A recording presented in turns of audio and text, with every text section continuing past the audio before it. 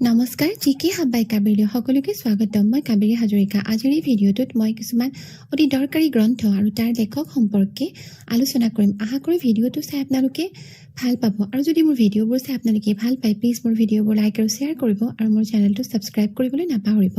আহক আমি প্ৰশ্নসমূহ আলোচনা কৰোঁ question number 1 Match the following books with their authors. তলত কেইখনমান গ্ৰন্থ আৰু তাৰ লেখক সম্পৰ্কে নামবোৰ দিয়া আছে আৰু সেই গ্ৰন্থ কেইখনৰ সেই লেখকসকলৰ লগত নামবোৰ মিলাব লাগে অপচনবোৰ হৈছে option A the discovery of India author হৈছে Dadabhai Naoroji option B my experiments with truth doctor Rajendra Prasad option C poverty and unBritish rule in India author দিয়া হৈছে মহাত্মা গান্ধী আৰু অপচন ডি ইণ্ডিয়া ডিভাইডেড আৰু ইয়াৰ অৰ্থৰ দিয়া হৈছে জৱাহৰলাল নেহৰু এই গোটেই গ্ৰন্থকেইখনৰ লেখকসকলৰ সৈতে যিবোৰ নাম সেইবোৰ ভুলকে দিয়া আছে সেইবোৰ আমি শুদ্ধকৈ মিলাব লাগে select the correct answer using the কোডছ given বিলো তলত কেইটামান কোড দিয়া আছে আৰু সেই কোড কেইটা চাই পেলাই শুদ্ধ লেখকজনৰ লগত শুদ্ধ গ্ৰন্থখন মিলাব লাগে option A A1 B3 C2 D4 option B A4 B3 C1 D2 option C A2 B3 C1 D4 আৰু অপচন ডি দিছে A2 B3 C4 আৰু D1 আৰু ইয়াত শুদ্ধ উত্তৰটো হৈছে অপচন বি A4 B3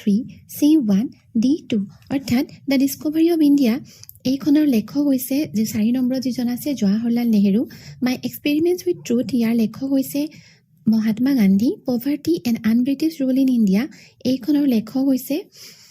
দাদাভাই নৰজী আৰু ইণ্ডিয়া ডিভাইডেড এইখনৰ লেখক হৈছে doctor Rajendra Prasad the discovery of India was written by Jawaharlal Nehru the first prime minister of India during his imprisonment from 1942 to 1945 the discovery of India শীৰ্ষক যিখন গ্ৰন্থ এইখন ভাৰতৰ যিজন প্ৰথম প্ৰধানমন্ত্ৰী জৱাহৰলাল নেহৰুৱে তেখেতে লিখিছিল আৰু এই গ্ৰন্থখন তেখেতে যেতিয়া ইম্প্ৰিজনমেণ্ট অৰ্থাৎ যেতিয়া তেওঁ কাৰাগাৰত আছিলে বন্দী হৈ জেলত আছিলে সেই সময়ত 1942 পৰা 1945 চনৰ সময়ছোৱাত তেওঁ এই গ্ৰন্থখন লিখিছিলে the book was first published in 1946 আৰু এই গ্ৰন্থখন প্ৰথম প্ৰকাশ কৰা হৈছিল 1946 চনত My Experiments with Truth was the autobiography of Mahatma Gandhi. আৰু এই যিখন গ্ৰন্থ মাই এক্সপেৰিমেণ্টছ উইথ ট্ৰুথ এইখনৰ অসমীয়া অনুবাদটোৰ নাম হৈছে মোৰ সত্য অন্বেষণৰ কাহিনী এইখনৰ লেখক হৈছে মহামানৱ মহাত্মা গান্ধী তেখেতক জাতিৰ পিতা বা ফাদাৰ অফ দ্য নেশ্যন বুলিও কোৱা হয় Poverty and Unbritish Rule in India written by Dadabhai Naoroji and was published in 1901 এই Poverty and Unbritish Rule in India এইখন 1901 চনত দাদাভাই নৰজীয়ে লিখিছিলে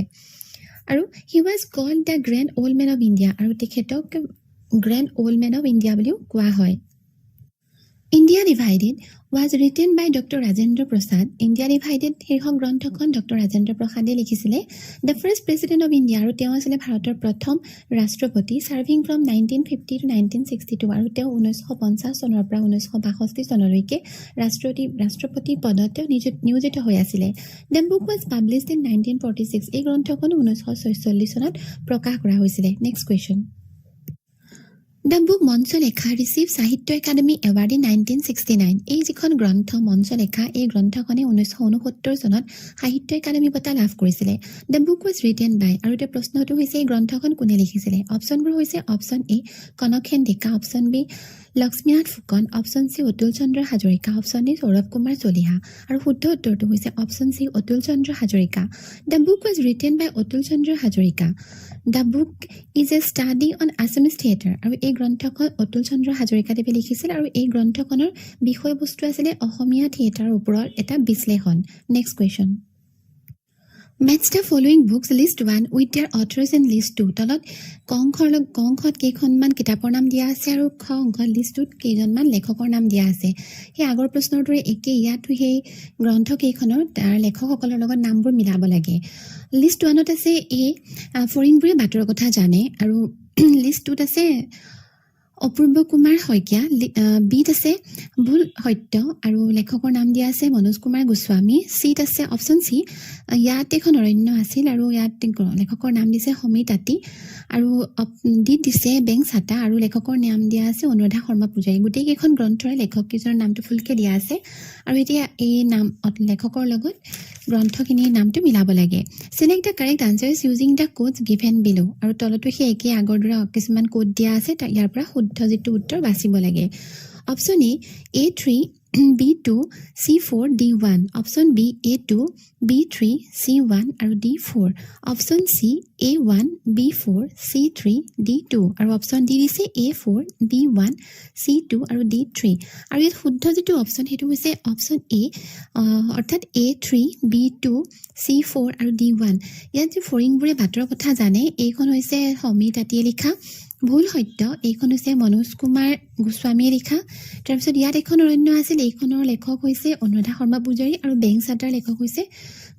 অপূৰ্ব কুমাৰ শইকীয়া The book ফৰিংবোৰে বাটৰ কথা জানে is a poetry collection by Samir তাঁতী published in 2021 এই যে গ্ৰন্থখন ফৰিংবোৰে বাটৰ কথা জানে এইখন হৈছে poetry collection অৰ্থাৎ কবিতা সংকলন আৰু ইয়াৰ লেখক হৈছে সমীৰ তাঁতী আৰু এইখন প্ৰকাশ কৰিছিলে 2021 চনত it is a collection of 42 poems আৰু এই কিতাপখনত 42টা কবিতা আছে The book received the Sahitya Academy Award in 2024 আৰু এই গ্ৰন্থখনে 2024 চনত সাহিত্য একাডেমি বঁটা লাভ কৰিছিলে ভুল সত্য is a short story collection of Manoj Kumar Goswami ভুল সত্য হৈছে মনোজ কুমাৰ গোস্বামী দেৱৰ এখন চুটি গল্প সংকলন the book received the Sahitya academy award in 2022 আৰু এইখন গ্ৰন্থই 2022 চনত সাহিত্য একাডেমি বঁটা লাভ কৰিছিল ইয়াত এখন অৰণ্য আছিল ইজ এ নভেল বাই অনুৰাধা শৰ্মা পূজাৰী আৰু এই যে ইয়াত এখন অৰণ্য আছিল এইখন অনুৰাধা শৰ্মা পূজাৰী লিখা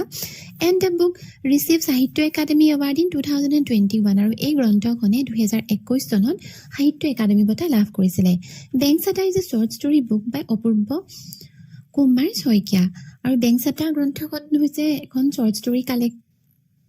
কালেকশ্যন আৰু এইখন লিখিছিলে অপূৰ্ব কুমাৰ শইকীয়াই আৰু এই গ্ৰন্থখনে ৰিচিভ সাহিত্য একাডেমি এৱাৰ্ড ইন 2020 বৰ্ষৰ সাহিত্য একাডেমি বঁটা লাভ কৰিছিলে next question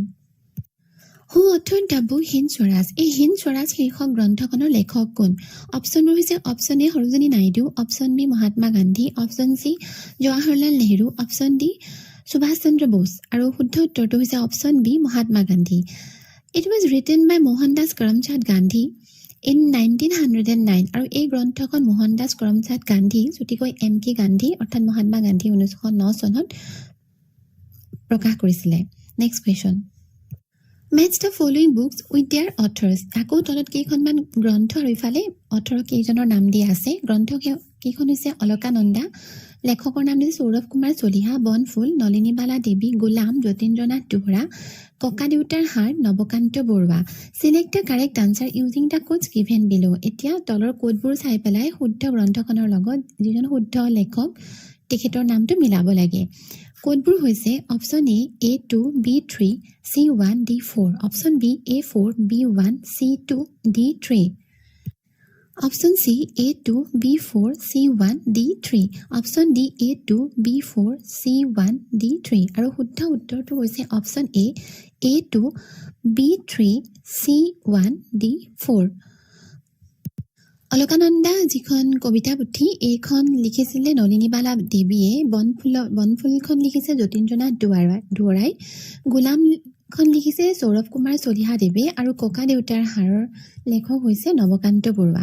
Alaknanda is a poetry collection by Nalinibala Devi received the Sahitya academy award in 1968 এই অলকানন্দা হৈছে নলিনীবালা দেৱীৰ এখন পোয়েট্ৰি কালেকশ্যন কবিতা সংকলন আৰু এই গ্ৰন্থখনে 1968 চনত সাহিত্য একাডেমি বঁটা লাভ কৰিবলৈ সক্ষম হৈছিলে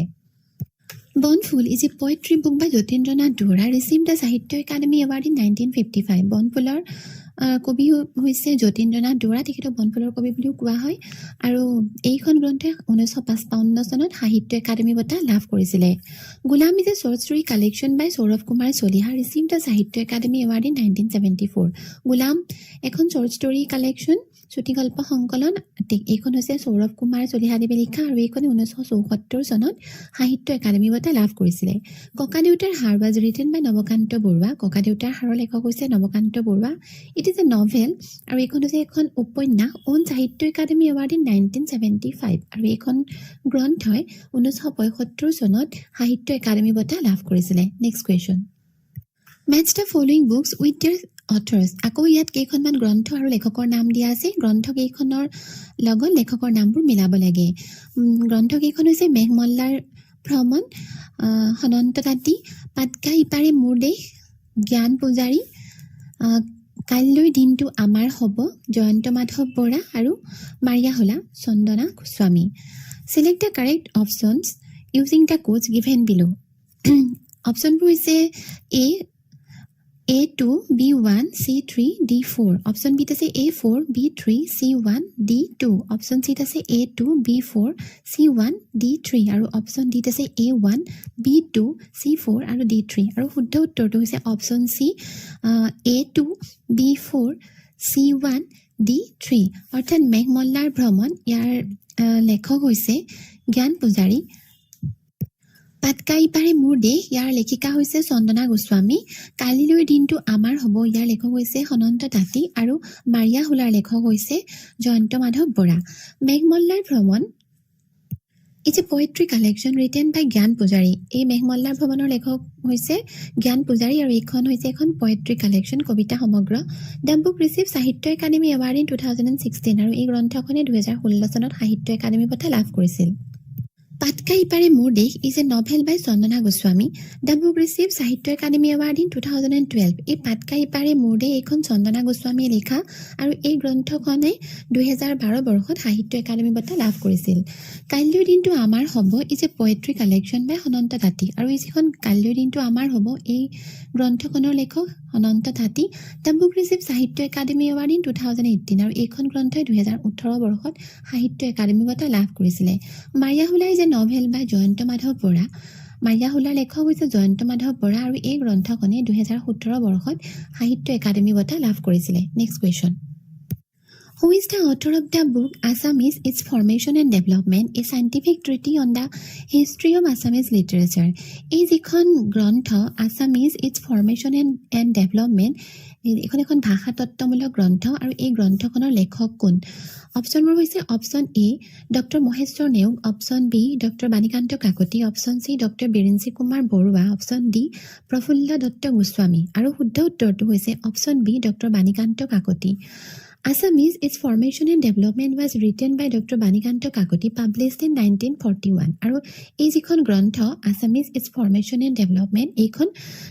ডক্টৰ বাণীকান্ত কাকতি দেৱে 1941 চনত প্ৰকাশ কৰিছিল আৰু এই গ্ৰন্থখনৰ আচলতে এখন ভাষা তত্ত্বমূলক গ্ৰন্থ। Next question, Who wrote the second Assamese novel, সুধৰ্মাৰ উপাখ্যান? দ্বিতীয় অসমীয়া উপন্যাস যাৰ নাম হৈছে সুধৰ্মাৰ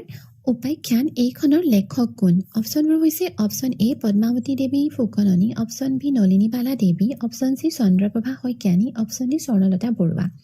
আৰু শুদ্ধ উত্তৰটো হৈছে option A Padmavati Devi Phukanani. The second Assamese novel was written by Padmavati Devi Phukanani, published in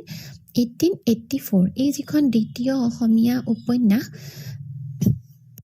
সুধৰ্মাৰ উপাখ্যান এইখন লিখিছিলে পদ্মাৱতী দেৱী ফুকননীয়ে আৰু এইখন প্ৰকাশ কৰিছিলে 1884 চনত। She was the daughter of Anandaram Dhekial Phukan আৰু তেখেত হৈছে আনন্দৰাম ঢেকিয়াল ফুকনৰ জীয়ৰী। Next question, Which of the following Ankiya nuts was not written by Srimanta Sankardev? তলত কেইখনমান নাটৰ নাম দিয়া আছে আৰু এই নাট কেইখনৰ ভিতৰত কোনখন নাট শংকৰদেৱ বিৰচিত নহয় বাছি উলিয়াব লাগে। অপশ্যনবোৰ হৈছে অপশ্যন এ ভোজন বেহাৰ, অপশ্যন বি ৰাম বিজয়, অপশ্যন চি কালীয় দমন, অপশ্যন ডি পাৰিজাত হৰণ আৰু শুদ্ধ উত্তৰটো হৈছে অপশ্যন এ ভোজন বেহাৰ। ৰাম বিজয়, কালীয় দমন আৰু পাৰিজাত হৰণ এইকেইখন শ্ৰীমন্ত শংকৰদেৱ বিৰচিত। ড্ৰামাজম মাধৱদেৱ বিৰচিত নাটসমূহ হৈছে চুৰধৰা, পিম্পৰা গুচোৱা, ভূমি লেটুৱা, ভোজন বেহাৰ বুলিও কয়, অৰ্জুন ভঞ্জন, অলছ' ন'ন এজ দধি মথন, অৰ্জুন ভঞ্জনক দধি মথন বুলিও কোৱা হয়। এইকেইখন হৈছে মাধৱদেৱ বিৰচিত আৰু অৰ্জুন ভঞ্জনৰ বাহিৰে বাকী কেইখনক ঝুমুৰা বুলি কোৱা হয়, বাকী অৰ্জুন ভঞ্জনক ঝুমুৰা বুলি কোৱা নহয়। Next question, The first Assamese novel was written by প্ৰথম অসমীয়া উপন্যাসখন কোনে লিখিছিল? অপশ্যনবোৰ হৈছে option A Hemchandra Goswami, option B Rajanikanta Bordoloi, option C Padmanath Gohain Barua, option D Benudhar Sharma আৰু শুদ্ধ উত্তৰটো হৈছে option C Padmanath Gohain Barua. The first Assamese novel was Bhanumati, written by Padmanath Gohain Barua and was published in 1890. প্ৰথম অসমীয়া উপন্যাসখন হৈছে ভানুমতী আৰু এইখন পদ্মনাথ গোহাঁই বৰুৱাদেৱে লিখা আৰু এইখন 1890 চনত প্ৰকাশ কৰা হৈছিলে। দ্বিতীয় অসমীয়া উপন্যাসখন হৈছিলে সুধৰ্মাৰ উপাখ্যান। অলপ আগত আমি কৈছোঁৱেই, সেইখনৰ লেখিকা হৈছে পদ্মাৱতী দেৱী ফুকননী। বন্ধুসকল, আজিৰ ভিডিঅ'টোত ইমানেই। আশা কৰোঁ ভিডিঅ'টো চাই আপোনালোকে ভাল পালে, আৰু যদি মোৰ ভিডিঅ'বোৰ চাই আপোনালোকে ভাল পায়, প্লিজ মোৰ ভিডিঅ'বোৰ লাইক আৰু শ্বেয়াৰ কৰিব আৰু মোৰ চেনেলটো ছাবস্ক্ৰাইব কৰিবলৈ নাপাহৰিব। ধন্যবাদ।